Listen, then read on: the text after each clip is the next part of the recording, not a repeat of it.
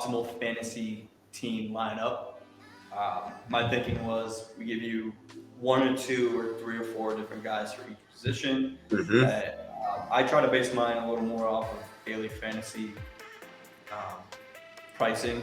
So I'll give you some high tier guys and some cheap guys that I think you can plug in for the first week at least. Yep. And we'll just kind of take it from there. So maybe I do my quarterback, then you do your quarterback.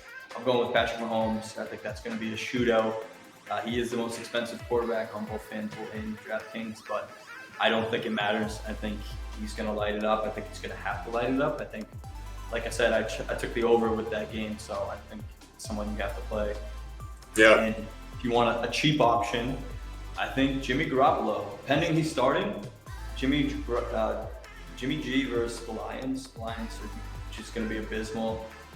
He's proven that he can play well in, easy matchups for him. He's under 7K on both websites.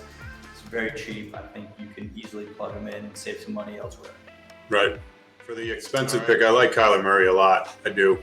I think he's going to have a big game. I think he's going to have a good year this year, and he's playing the Titans defense, which just blows. Not for my defense. But he's so dynamic, man. And he was on pace to have more points in fantasy than Lamar Jackson in 2019 last year until he got injured.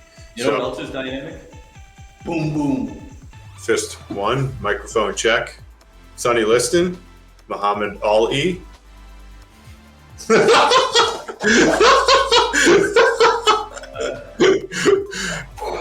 Right, running back. I think Trevor Lawrence is actually a solid. Okay. I like him. I like him against the Texans defense. It's putrid. But I think that's a good little backup there. I got two expensive ones that I think you can play this week. One of them is Nick Chubb. We call that the game stack. So obviously, if I'm playing Mahomes, I want to play Chubb on the other side because I think he's going to probably go for over 100 and touchdowns. The Chiefs' run defense isn't very good.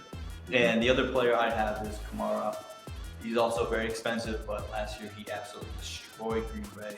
They're going to have to rely on him. They're going to give him the ball over 30 times. Like I said, Green Bay's run defense was not very good last year, and I don't think it's going to be much better this year. That game could sneakily be a shootout. Last year he had 14 receptions versus him, so I think he could be a good play. Yeah. But going on the cheaper end, I'm going Mozart. If he plays, he's under $6,000 on both sites, which is too cheap for him. He's playing the Lions. If they're destroying the Lions, he's going to go for $1.50 and a touchdown. Right. Proven he can do it in the past. I think he's an easy play. And then my other cheap running back for this week is James Robinson. Just way, way too cheap. I think obviously pricing hasn't changed with the Etienne, the fuck his name is, with that news yet. I expect his price will increase, and needless to say, Houston's defense is absolute garbage. So, play him. Can't argue that. My expensive guy. I like Dalvin Cook. He's way high, 9,100. But I love him against the Bengals. Bengals are just a bad defense, bad coach team, and Dalvin Cook. He can be just one of the most explosive and balanced runners out there. Just very impressive guy. So I think he could be worth that price. Throwing for a cheaper, I like Mike Davis a little bit. The Eagles' run defense is actually solid, even though most of the team is a mess. But he's a decent catcher, and he seems to be getting better, and he is their full-time starter. As far as volume goes, I can't disagree with that. Exactly. For how cheap he is and the volume he's going to receive, I think he's a solid play. It's just the Eagles' defense that throws me off a little bit, but I think you could easily play him.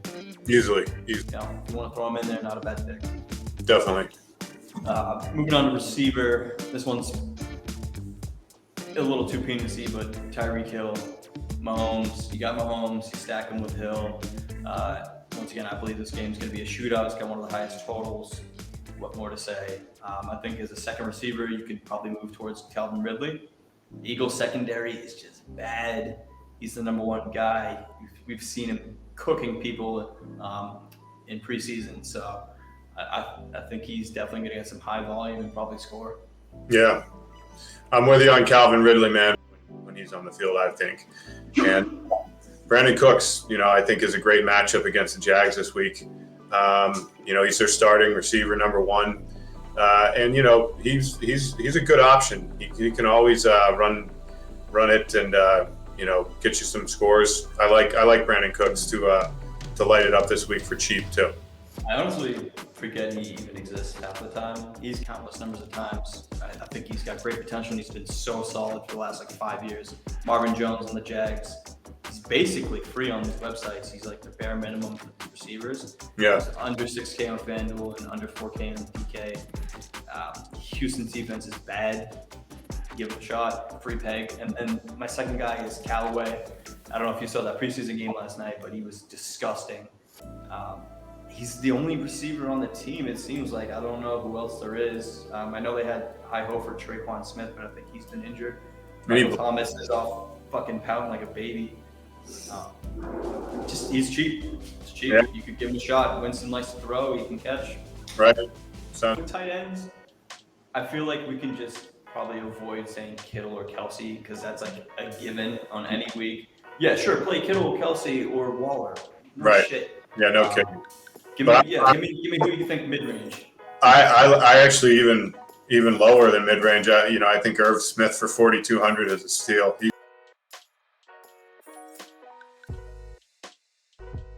Chelsea Melcher, a neighbor who asked not to be identified. Irv Smith Left his house 2 weeks ago. According to Angelique Bones, a nosy bitch who lives up the street, he took with him only a toothbrush, a wallet, a steamer trunk, and a plane ticket to Calcutta. Police theorize several possible scenarios of what happened with a man affectionately known to the world as Irv Smith. Well, I don't know where the hell he is. For all I care, he could be hanging by his neck in his fucking closet. Scenario number one. He's hanging by his neck in his fucking closet. Yeah, Irv Smith. Yeah, and Justin Jefferson's out. It's kind of went a little different direction on tight ends. I think Logan Thomas is a good option for mid-tier. He's playing one of the worst teams versus the tight end. I mean, last year, he was just peppered all the time. I think he could probably see the same kind of volume this year. Fitz isn't shy when throwing the ball. Give me some Logan. Poor Detroit, but yeah. Ways. No. Let's talk defense. Let's talk defense. I love talking defense. It's, such a sexy thing. Obviously, the 49ers should be like the number one defense in week one against Detroit. Like, they should just murder them. But I like actually for really cheap if you need it and you just need a defense and you have spent all your money. Falcons, honestly, the Eagles are just a mess. And, Falcons don't have a great defense, but they can make some plays. And, I think that's a good bet. One's cheap. As far as expensive defenses go, Pats versus Dolphins. The Pats historically have always beat up the Dolphins, especially at home. And I think Tua smells. I think he smells like poop. So yeah. Give me some Pats, Belichick defense versus fucking Pua. I'll take that. And then a cheap option, believe it or not, and I don't love this defense, but the Bills versus Pittsburgh. I just don't know what to think of Pittsburgh this year. I think Roethlisberger's cooked. I think he's just a big sack of lard. He tends to throw a lot of picks. He tends to fumble. He's not mobile anymore. They got a rookie running back. Their line sucks. I'll take a chance on the Bills. Yeah, I'm with you on that one. Bills all the way, I think. I got to say, football is coming back, and I am horny. Dude, me too. Major boners. I'm excited, man. We got another all draft. pieces of shit, so they probably won't. I mean, especially Jimbo, right? Fucking that kid is the biggest piece of shit. Unbelievable. Unbelievable.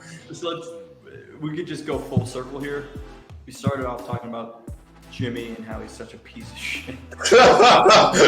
And on the fact that Jimmy is a piece of shit.